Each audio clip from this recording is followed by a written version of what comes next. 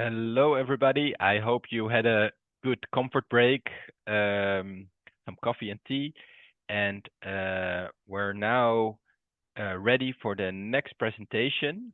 The next speaker is Mirjam de Graaf from Aid Environment with a presentation about an RVO SDGP project on restoring livelihoods of conflict-affected farmers in the Philippines. Mirjam, the floor is yours. Hello, good morning, everyone. Thank you for allowing me to share more about the Going Bananas project. You can go to the next slide. So my name is Mirjam de Graaf. I'm a project manager at Aid Environment, working on the Sugar and Steam project in Indonesia and Going Bananas in Philippines, which are both SDGP projects. And I'm working together with RVO on an agroforestry monitoring tool and a biodiversity farm. Aid Environment is an NGO, and we work on water management, sustainable landscape management, deforestation-free supply chains, and sustainable sector transformation. And we do this from our offices in Amsterdam, Uganda, and more recently, the Philippines.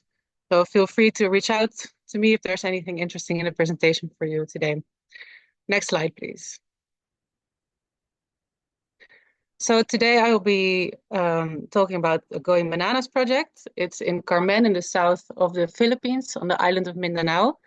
I will be sharing some of the learnings that we have while implementing a regenerative agriculture project. And starting with this is also a personal reflection that I have continuously while working on a regenerative project. And it is, what is a regenerative system compared to an extractive system? Not only in the projects that I work with in the Philippines, but also here. Like, what does a regenerative system mean for my body, for my microbiome, for the choices I make every day, and compared to a system of extraction? Because this is also what we're asking the farmers to do. So with that being said, maybe you can take some time after the webinar to contemplate.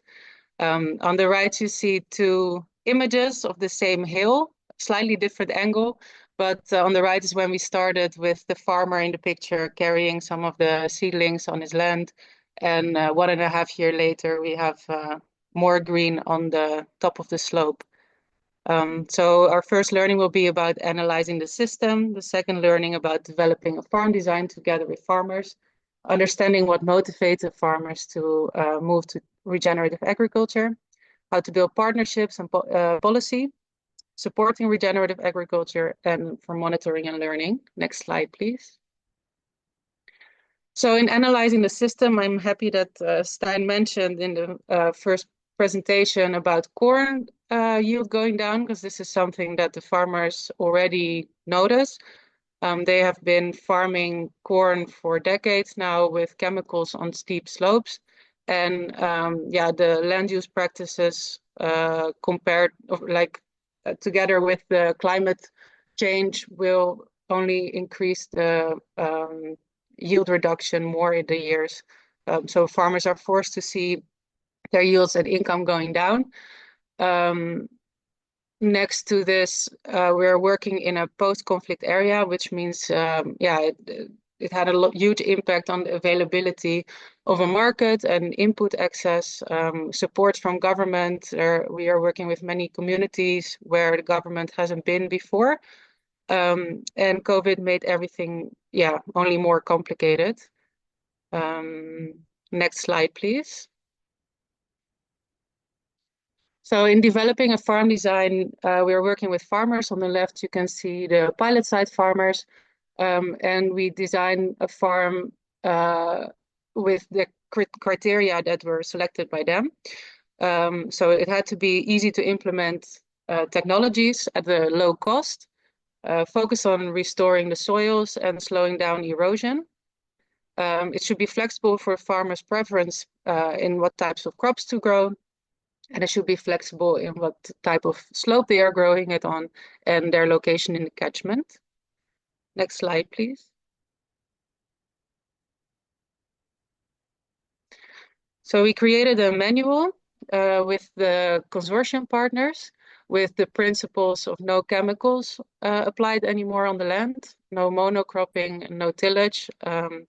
And yeah, by not having it too big of a shock for farmers, we first transform a small area of the farm and we teach the farmer how to transform like larger parts of the farm over time. Farming on a slope, it's important to farm on the contour. So we teach the farmer how to make a simple structure of an A-frame to measure the contour. Very important measure is diversification of crops. So growing vegetables with some shrubs, with some trees, and making sure that it's all grown on the contour to slow down erosion. We have identified tricanthera as to be planted as a hedgerows in between, so it can fertilize the soils and form a vegetative barrier for improving soil structure and decreasing erosion as well. Next to this, we focus on food security, very important in a post-conflict area, by teaching them how to make a nursery and how to grow crops as a kitchen garden. I won't go in detail with all the measures, but you're always welcome to email me if you want to learn more about the manual. Next slide, please. So while we were implementing the project, our target is to train 2,000 farmers with the farm design. We started with 15 farmers who now are united as COSFA. COSFA is the Carbon Organic Slope Farmer Association. We noticed in the implementation that collaborating make the farmers much stronger.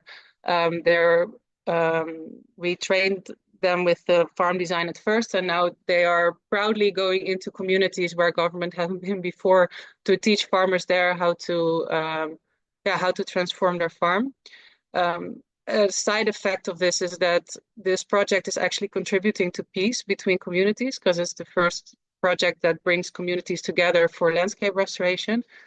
And it's easier for the government to reach the farmers with their subsidies projects. What COSFA is offering farmers in their neighboring communities is a new future perspective. Farmers are increasingly in debt because they have to buy inputs and more inputs to remain with the same yield of corn. Our project gives them a new perspective for food security and climate adaptation. However, when we started the project, COVID happened, and as a result of COVID, we had issues with markets and inputs. We overcame them by building more partnerships because we noticed that without having the farmers having access to a market or inputs, there was no motivation for them to join.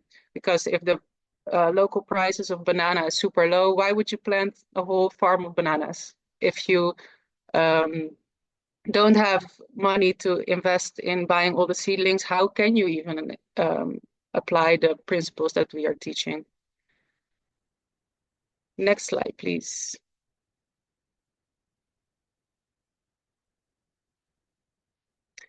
So this brings me to our next learning, and that how important it is to build on partnerships and to create a policy environment that is helpful for a regenerative movement.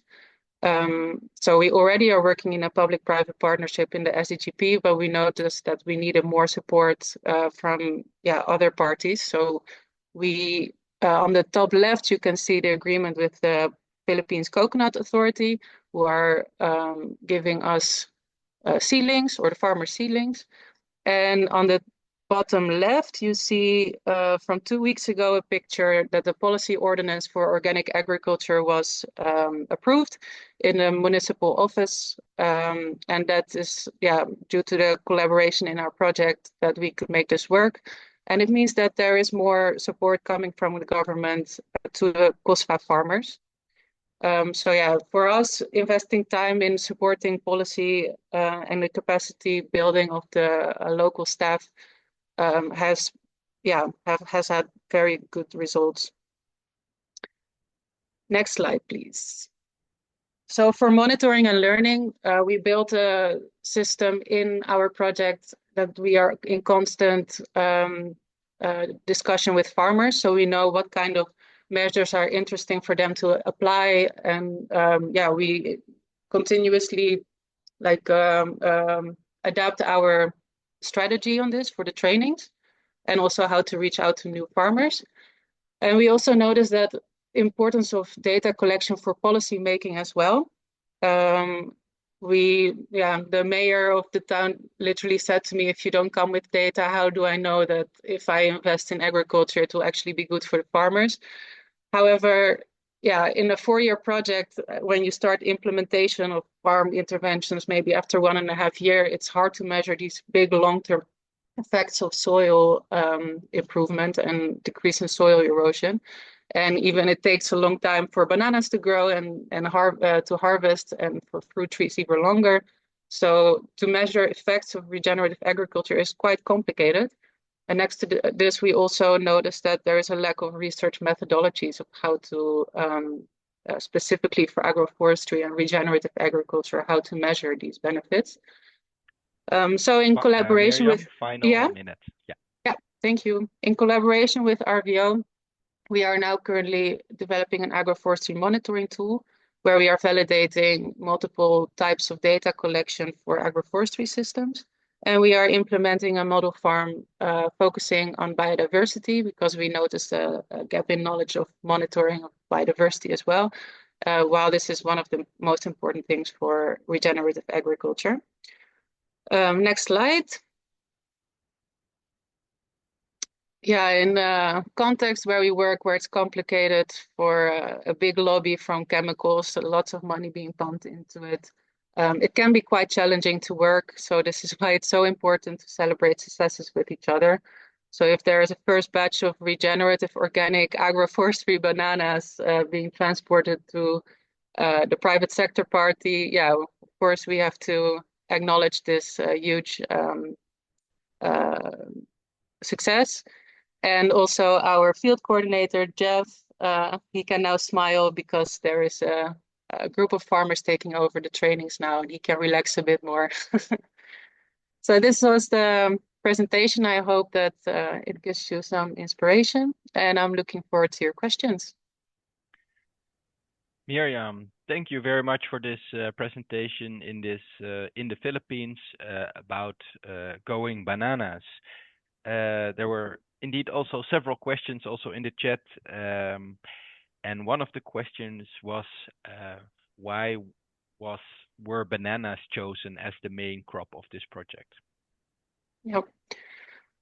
We are working together with Tree Life. Tree Life is a company who produces banana chips. So we initially started the project with creating an outgrower scheme for them based on regenerative agricultural principles.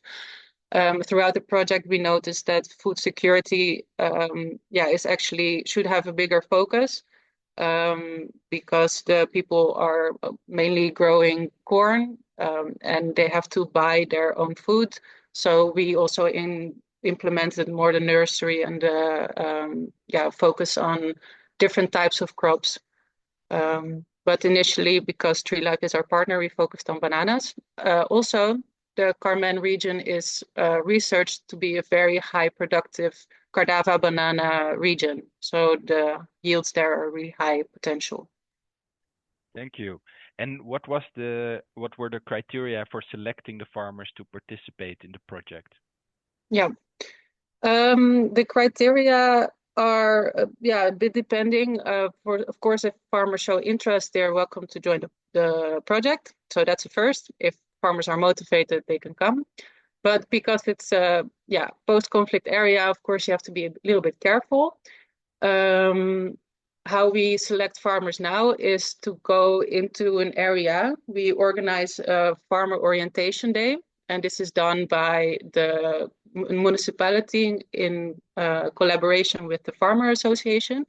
So they go together into an area, they talk to a leader of the village, and they gather a group of people together who are interested. They explain about the project, they explain about the benefits. And then, yeah, for the trainings, they can sign up. And if they go through a 2-day training, they can hand in a farm design. And the farm design is based on their plot. One of the farmer association members then goes to the farm to check if the farm design is actually yeah, correct for their type of slope, for their type of location in the catchment. Then if the farmer association approves this design, they can go to the government to apply for the seedlings, and the farmer can receive the seedlings to start this diversified system farming. Great. Thank you, Yeah. Miriam. Very interesting. There are a couple more questions in the chat as well for you. But for now, I want to thank you a lot for your presentation. Yeah, and they can reach out in the email. Always yeah, happy to answer. great. That's great to hear. So without further ado, I would like to introduce the next speaker, Daan Vreeburg from AgriTerra, with a presentation about the RVO SDGP project on developing a low-carbon coffee value chain in Kenya. Daan, we're very curious. All right, thank you. Last but not least, still 100 listeners and watchers, participants in the group, so that's nice. We can go to the next slide. I work for AgriTerra. We are a cooperative development agency. We put cooperatives at the center stage of everything we do. And we developed an SDGP program to develop a low carbon coffee value chain. Two of the main interventions were focused on developing nature-based or producing nature-based solutions at the cooperative level and at the farmer level, and promoting regenerative agriculture. Next. So bird's eye, yeah, about me. I work for AgriTerra since 2019. I'm based in Nairobi with my family. I've supported several large coffee unions under our farmer-focused transformation program. I'm a regional business developer and project manager, and yeah, set up and implemented several projects. One of them is the SDGP project. I'm a proud coffee farmer. I have 25 coffee trees, almost all the varieties of Kenya in my garden. So 25 coffee trees, which I can roast myself. And that's my email for anyone who has a question about this specific program. Next. So a little bit bird's eye view of the program. We were in a consortium with Moyi Coffee and their spin-off foundation, the Fairchain Foundation, and 6 or 7 primary coffee cooperatives, and Calro, a local research institute. And we were supported by Rock Soils and reNature. And basically what we're trying to do was develop a low carbon coffee value chain. Coffee has quite a significant carbon footprint. Most of it is coming from the change of farm, but actually, even more from the application, the production and application of synthetic fertilizers, and also the rotting of the cherry after they wash the coffee. So then the cherry, which is around the bean, goes into these pits. I'm sure you've seen it if you're familiar in the coffee sector. And these water pits, there, these cherries are fermenting, and it emits a lot of methane, actually. So we're trying to find a solution for that. So in this program, we were developing nature-based solutions, compost, liquid foliar, and biopesticide. We were improving the nurseries so farmers could get access to indigenous trees. We had for Moyi, they set up a local roasting facility where they could roast at origin and then export to Western markets. We also did cooperative institutional capacity building, governance, finance, inclusivity of youth and women. And we set up a demo farm. But of course, next slide, we'll be focusing on the 2 main interventions, biosolutions production and promoting regenerative agriculture. Yeah, next slide. So biosolutions production, we've heard that we need to do more composting, mulching in our farms, or promote more of these practices. We are doing that actually to bring back microbes and fungi to the soil to kind of reestablish the soil food web, which is the natural process of how plants feed themselves. So we're trying to harvest microbes and fungi from a local virgin forest and make a very strong compost of that, and also a very strong liquid foliar to kind of reestablish this natural way of feeding plants and making them more healthy. So I'm going to go a bit in depth to show you how that works from a cooperative perspective. So next slide. So basically, for Agriterra, we put the cooperative always at the center stage of what we do. So we train and help them to set up a biosolution production facility. We want to make these biosolutions available and affordable and convenient to use for the members of these cooperatives.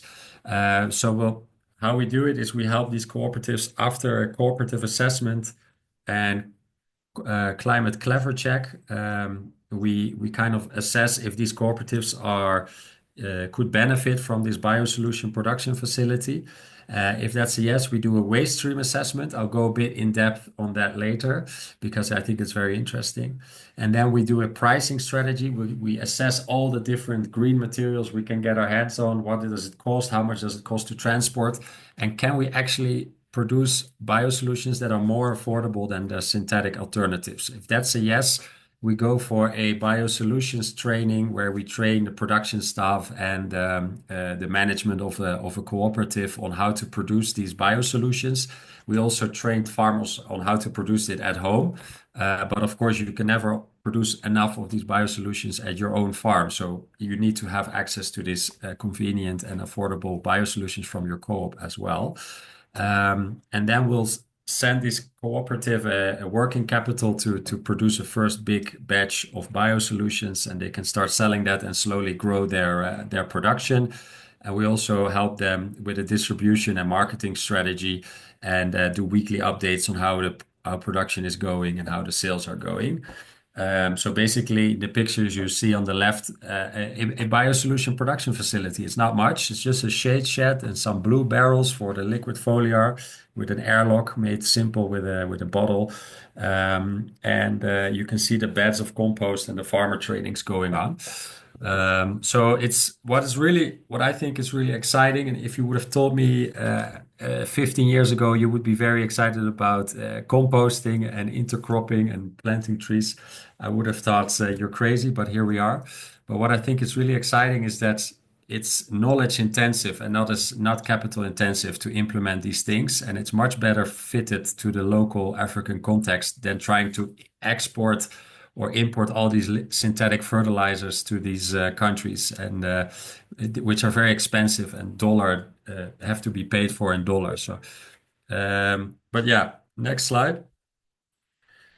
So what you need when you produce biosolutions is you need a lot of green materials from the environment, and they need to be a lot. They need to be affordable, and they need to be of the right quality. So basically, running you quickly through it, we're going through the wet mill and the dry mill to get our hands on the coffee cherry and the husk. We're going to surrounding farmers to source banana tree waste and sugarcane waste. We're actually going to local slaughtering houses to source cow manure and stomach contents of the cow, because that's where it's really a waste for them and a nuisance. But for us, it's full of these microbes that we want in our compost. We're going to local rock quarries to get our hands on rock dust. And we're sourcing from a local virgin forest. We're sourcing the microbes, the locally available microbes, which are as context specific as you can get. The closest virgin forest has the most diversity of microbes that you want in your compost, and they're also adjusted to the local context. So that's a nice element of this compost. We buy in shops maize meal and milk for our liquid foliar and our compost. And from the tea factories, we can get wood ash and charcoal, which they're burning. So this is different for the different co-ops that we supported, but even in every country and county, it will be different because there are different farming systems around, and you'll just need to find like your own recipe that works. But this is with the support from Rock and Soils, an expert. This was the recipe for us that worked best. and you have to calculate the prices of all these different materials, including transport cost, of course, which is a major element during your pricing strategy. So next slide. Final minute, Dan. I thought I had 15 minutes. 10 minutes.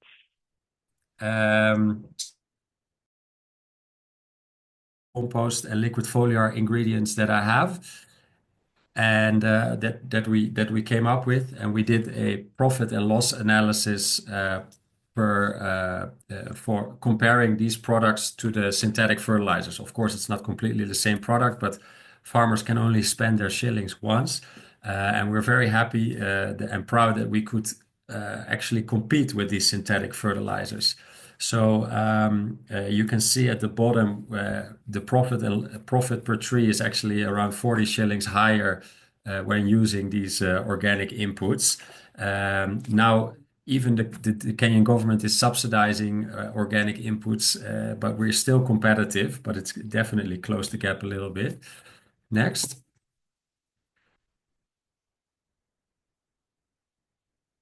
So yeah, we have an overview of these 6 biosolution facilities in Kericho, and we would love to scale up this approach with partners.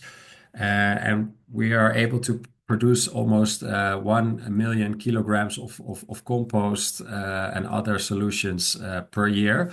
But if they are producing at scale, so this is something every cooperative that has access to these waste materials, what they could do, and they could generate a revenue from it.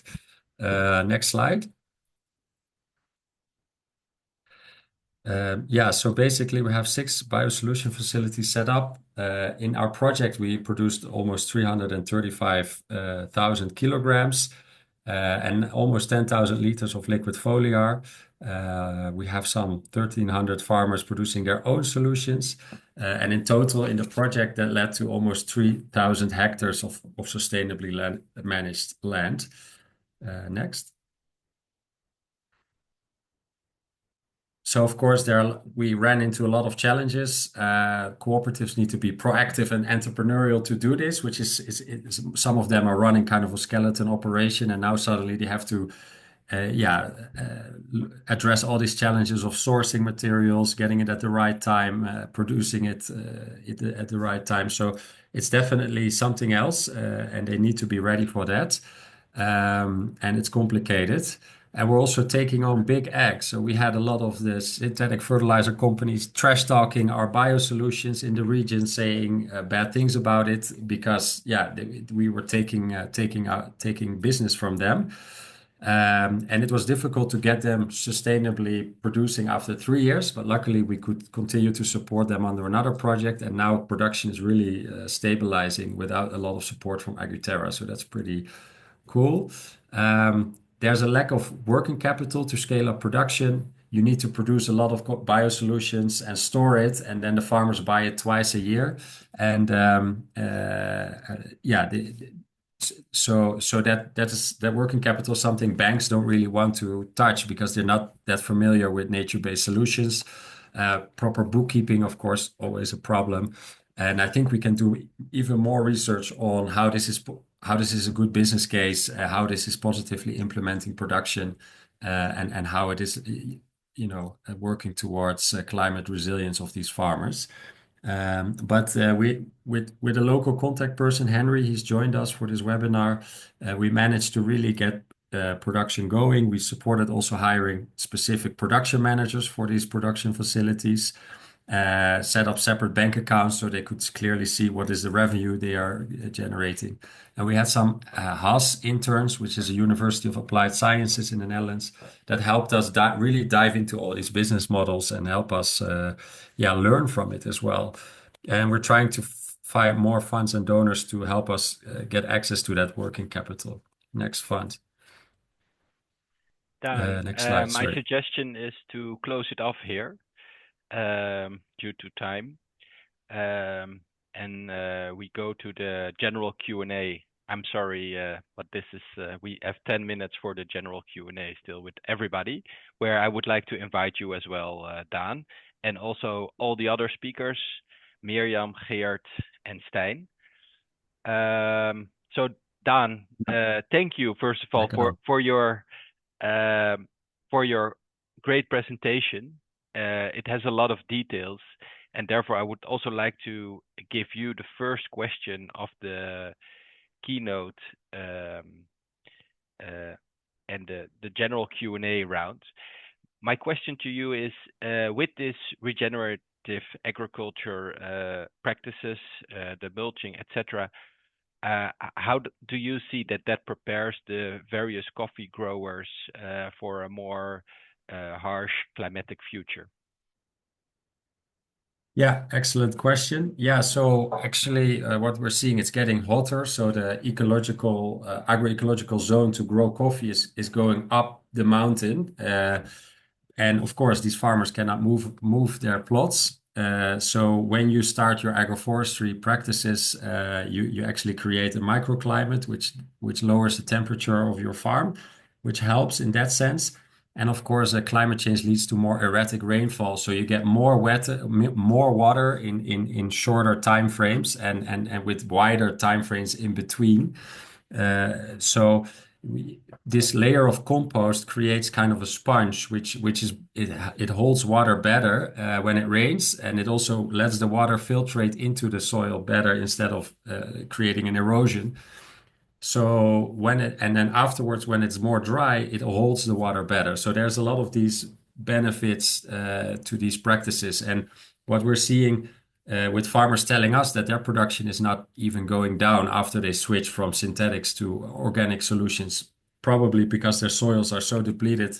You can throw on these synthetic fertilizers, but it really doesn't help that much anymore. And then reintroducing these microbes really brings the soil back to life. So they're even increasing their production and therefore their income, which also makes them more resilient.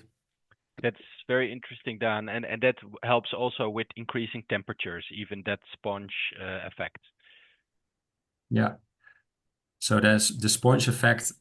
I'm not sure for the temperature on your farm. I can imagine that has an effect, but that's where the focus is more on the trees and the shade that they provide. Thank you, Dan. I would like to ask the same question to Mirjam. What would be your recommendation to ensure that regenerative agriculture, especially in the case of the Philippines, is resilient to the upcoming climate change effects?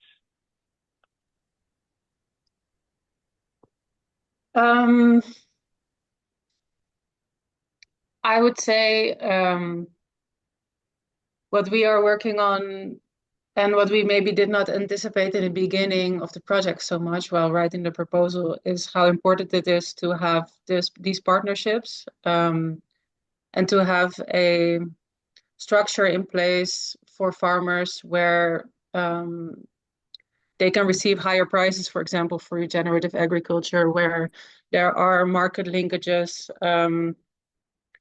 that will give them like a reward for growing in this way. Right now, they are doing it purely on motivation because they see that their current practices are not working anymore. But they don't, there's not a local infrastructure in place from the government, from private sector, but also from international market options to really receive a higher price for the products. So for our project context specifically, could be like a bigger step, like zooming out from the area that we are in right now and looking in Mindanao generally, like how can we give a boost to this organic farming supporting framework for farmers. Okay. But yeah, the context where we work, they are so remote, so it takes a lot of time still. Yeah. Yes, thank you, Mirjam. And that brings me also to a question to Geert regarding how do you think that regenerative agriculture can be upscaled in the future climate scenarios as well? Will it become, what's your view on that, Geert? So my view on that is that for regenerative agriculture, the project that we execute, of course, we need some some high upfront costs to make the transitioning. And I think that is the main topic that is very important to realize, that on the short term thinking related to agriculture is you will always come back to conventional farming, but long-term thinking you will see, like in a graph, that in the beginning the cost will be very high and then the cost will go down. But it needs to be incorporated into how regions or countries or big organizations like Nespresso or Danone or whatever, like how they should see their whole supply chain. Because it's not a really sustainable way of farming how we do it right now, because it's the climate and the weather events are becoming more extreme. So we really need to adapt also upfront instead of react. So I think it's changing the whole system, not only ecologically, but also the social and the economic one. Yeah, and the cultural, indeed, that what I loved what Miriam said is about feeling better with less chemicals around. And how do you see that with the people that you work with regarding culture, about feeling better about their regenerative agriculture practices? Yes, it's and a lot of our project, we see that indigenous knowledge is also part of the implementation. So when you have a small community, they know often way better which plant species need to be integrated. So when you are asking and sharing knowledge of what should be done for a project, you see that there's much more community involvement. So that's one part, and I think a very important part, but also higher quality of life is also related to not industrial agriculture, because it's lovely to be around agroforestry or region ag, because they're all different kind of species, but there's also some harvesting and some agricultural activity. So it's quite interesting, I think. Yeah, thank you, Geert. And then a final question to Stijn. Stijn, what kind of policies do you think we need to promote regenerative agriculture in the face of upcoming climate change scenarios? I would suggest to do better monitoring and evaluation to be more concrete on the contribution to the ecosystem services of regenerative agriculture. If these contributions are clear, you can find parties who can fund for these contributions, for instance, for funding for carbon sequestration in soils. Thank you, Stijn. So better monitoring of the business case and of the ecosystem services that it delivers. Yeah. Thank you, everybody. All the keynote speakers, I want to give a great thanks to all their preparations and their time. I would like to ask all participants to fill in a small poll at the moment regarding your view of this webinar. It takes maximum 1 minute. And please indicate your answers quickly.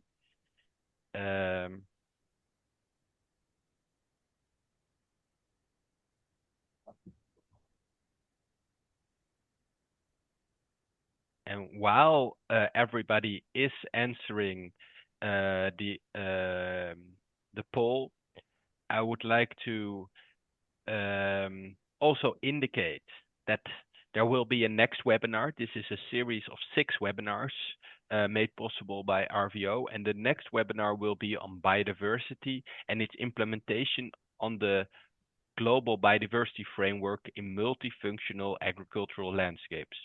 This will be on the 21st of November, and we will soon send an invitation to register.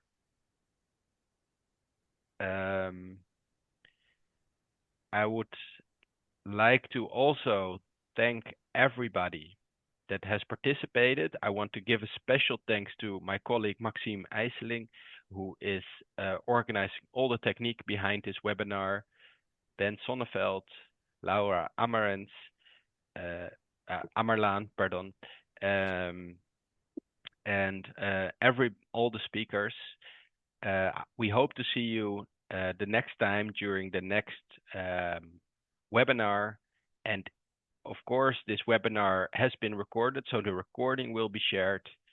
The Q&A document will be shared, and the presentations. Thank you everybody for your attention and your participations, and looking forward to stay in touch.